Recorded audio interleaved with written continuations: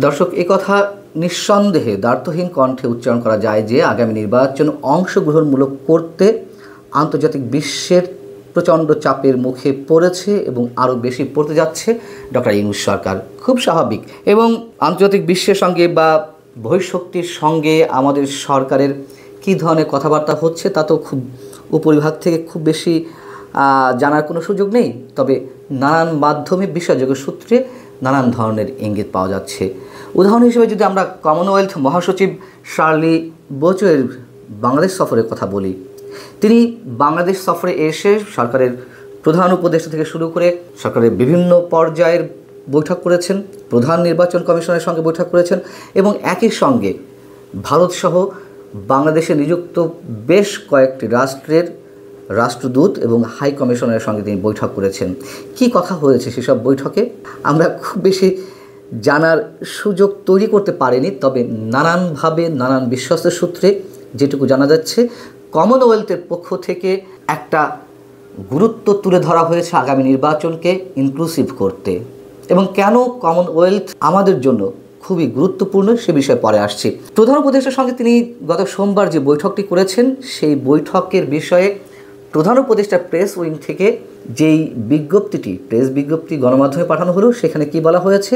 সেখানে বলা হয়েছে বাংলাদেশের গণতান্ত্রিক রূপান্তর এবং আসন্ন সাধারণ নির্বাচনে কমনওয়েলথের পূর্ণ সমর্থন আশা করেছেন ডক্টর মোহাম্মদ ইউনূস এবং তিনি কমনওয়েলথের মহাসচিবকে বাংলাদেশের নির্বাচনের প্রতি গভীর আগ্রহের জন্য ধন্যবাদ জানান এবং অন্তর্বর্তীকালীন সরকারের পক্ষ থেকে নির্বাচন অবাধ, স্বচ্ছ, গ্রহণযোগ্য ও উৎসবমুখর পরিবেশে আয়োজনের অঙ্গীকার পুনর্ব্যক্ত করেন। তো প্রেস উইং থেকে তো এই ধরনের শব্দ দিয়েই বিজ্ঞপ্তি পাঠানোর কথা।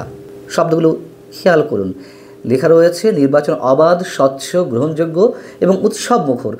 অংশগ্রহণমূলক, ইনক্লুসিভ, অন্তর্ভুক্তিমূলক এইসব শব্দ কিন্তু কোথাও নেই বা থাকেও না। প্রধান উপদেষ্টা যেসব বক্তব্য দিচ্ছেন, সরকারের পক্ষ থেকে যে কথাগুলো বলা হচ্ছে, কোথাও অংশগ্রহণমূলক বলা হচ্ছে না।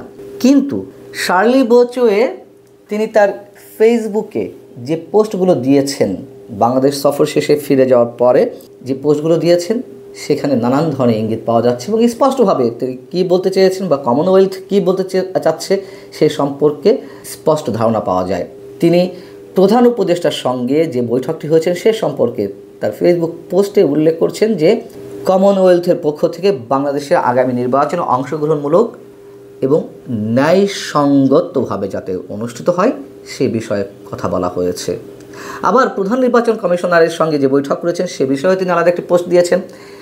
সেখানে তিনি যে বিষয়টি বলছেন যে একটি অন্তর্ভুক্তিমূলক, বিশ্বাসযোগ্য এবং সকল বাংলাদেশের অংশগ্রহণমূলক নির্বাচনে কমনওয়েলথ কীভাবে বাংলাদেশকে সহযোগিতা করতে পারে সেসব বিষয়ে কথা হয়েছে।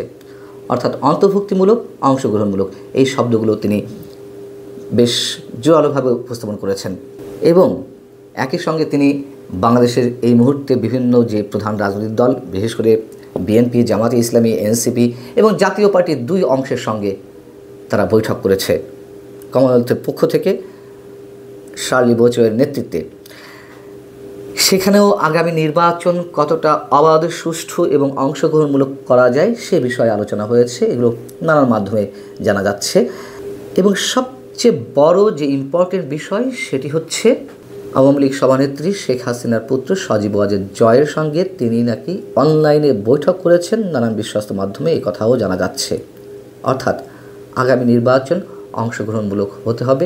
আমি যে বিষয়টি সবসময় আমার ধারণা থেকে বলে আসছি যে ফেব্রুয়ারিতে সম্ভবত নির্বাচন হবে না, আর হলেও সেটি অবশ্যই অংশগ্রহণমূলক হতে হবে, সেটি ফেব্রুয়ারিতে হোক কিংবা আরও পরে বা আগে যখনই হোক না কেন। এখন বিষয় হচ্ছে যে কমনওয়েলথ কেন গুরুত্বপূর্ণ আমাদের জন্য। আমরা জানি যে কমনওয়েলথের সদস্য দেশ 56টি, এর মধ্যে G7 এবং G20 যেই সদস্য রাষ্ট্র রয়েছে তারাও কমনওয়েলথভুক্ত। গুরুত্বটা নিশ্চয়ই বোঝা যাচ্ছে। ব্রিটেন থেকে শুরু করে আরও শক্তিধর নানান রাষ্ট্র এর মধ্যে রয়েছে। বাংলাদেশ 2026 সালে স্বল্পোন্নত রাষ্ট্র হিসেবে উন্নতি লাভ করবে এবং স্বল্পোন্নত দেশ সম্পর্কিত বিভিন্ন বিষয় নিয়ে আলোচনা করার জন্য ওপেন ফোরাম হচ্ছে কমনওয়েলথ। কমনওয়েলথ তার সদস্য রাষ্ট্রগুলোকে অর্থনীতিতে স্বাবলম্বী করতে বা অর্থনৈতিক উন্নয়ন ত্বরান্বিত করতে ভবিষ্যতে কোন ধরনের নীতি বা কৌশল কাজে লাগতে পারে সে বিষয়ে ধারণা পরামর্শ থেকে শুরু করে সব ধরনের সহযোগিতা করে থাকে। একই সঙ্গে বাণিজ্য বৃদ্ধিতে সদস্য রাষ্ট্রগুলোর বাণিজ্য বৃদ্ধিতে এবং আমদানি রপ্তানি থেকে সুফল অর্জন করতে কমনওয়েলথ তার সদস্য রাষ্ট্রগুলোকে নানানভাবে সহযোগিতা করে থাকে। বাণিজ্য সুবিধার মাধ্যমে সদস্য দেশগুলো যাতে সহজে এবং তুলনামূলক কম খরচে নিজেদের মধ্যে আমদানি সহজ আরও ত্বরান্বিত করতে পারে সে বিষয়েও আইনগত এবং অর্থনৈতিক কাঠামোগুলোকে শক্তিশালী করে। এগুলো মনে হতে পারে যে শুধুমাত্র বলার জন্য বলা হয়ে থাকে, এগুলো না, নিশ্চয়ই নয়। আমি তো বললাম যে G7ভুক্ত দেশ, G20ভুক্ত দেশ এইগুলো কমনওয়েলথের সদস্য। সো শক্তিধর রাষ্ট্রগুলো যখন এই ফোরামের সদস্য, কমনওয়েলথে যখন কোনো সিদ্ধান্ত নেয় অবশ্যই সদস্য রাষ্ট্রগুলো সেদিকেই তারা তাদের মনোযোগ নিবদ্ধ করে। সেই সব জায়গা থেকে অবশ্যই কমনওয়েলথের যেই ভাবনা, বাংলাদেশের নির্বাচন নিয়ে তাদের যেই আশাবাদ, সেগুলোকে খাটো করে দেখা কোনো সুযোগ নেই। এবং এরপরে তো ভারত রয়েছেই। সবসময় বলি যে ভারত আওয়ামী লীগের জন্য নয়, ভারত তার নিজের সিকিউরিটির জন্যই অংশগ্রহণমূলক নির্বাচন অবশ্যই প্রত্যাশা করে এবং তার জন্য যা যা করার ভারত ততটাই করার চেষ্টা করবে। ভালো থাকুন সবাই।